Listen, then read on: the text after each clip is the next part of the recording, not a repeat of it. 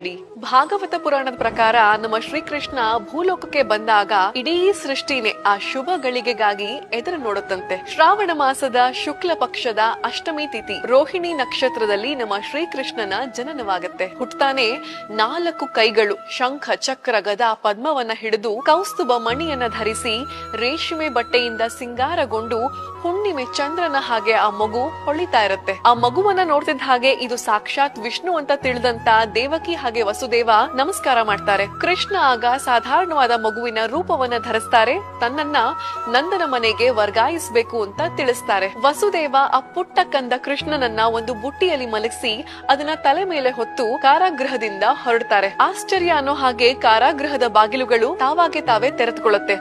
ಭೋರ್ಗರಿಸಿ ಹರಿತಿದ್ದಂತ ಯಮುನೆ ತಾನೇ ಅವರಿಗೆ ದಾರಿ ಮಾಡ್ಕೊಡ್ತಾಳೆ. ಮಳೆ ಸುರಿತಿದ್ರಿಂದ ಆದಿಶೇಷ ಹೆಡೆ ಬಿಚ್ಚಿ ಅವರಿಗೆ ಕಾವಲಾಗಿ ನಿಲ್ತಾನೆ. ವಸುದೇವ ನಂದನ ಮನೆ ತಲುಪ್ತಾರೆ. ಅಲ್ಲಿ ಯಶೋದೆ ಜನ್ಮ ನೀಡಿದಂತ ಹೆಣ್ಣು ಮಗು ಯೋಗ ಮಾಯೆಯ ಜಾಗಕ್ಕೆ ಕೃಷ್ಣನನ್ನ ಸೇರಿಸಿ ಆ ಮಗುವನ್ನ ವಾಪಸ್ಸು ಕರ್ಕೊಂಡ್ ಬಂದು ದೇವಕಿಯ ಮಡಿಲಿಗೆ ಸೇರಿಸ್ತಾರೆ. ಕೃಷ್ಣ ಜನ್ಮಾಷ್ಟಮಿಯ ಸಂಭ್ರಮದ ಆಚರಣೆಗಳು ಇಸ್ಕಾನ್ ರಾಜಾಜಿನಗರ ಹಾಗೆ ಇಸ್ಕಾನ್ ವಸಂತಪುರದಲ್ಲಿ ನಡೆಯಲಿದೆ. ನೀವು ಕೂಡ ಇದರಲ್ಲಿ ಭಾಗವಹಿಸಬಹುದು. ಭಾಗವತ ಪುರಾಣದ ಪ್ರಕಾರ ನಮ್ಮ ಶ್ರೀಕೃಷ್ಣ ಭೂಲೋಕಕ್ಕೆ ಬಂದಾಗ ಇಡೀ ಸೃಷ್ಟಿನೇ ಆ ಶುಭ ಗಳಿಗೆಗಾಗಿ ಎದುರು ನೋಡುತ್ತಂತೆ. ಶ್ರಾವಣ ಮಾಸದ ಶುಕ್ಲ ಪಕ್ಷದ ಅಷ್ಟಮಿ ತಿಥಿ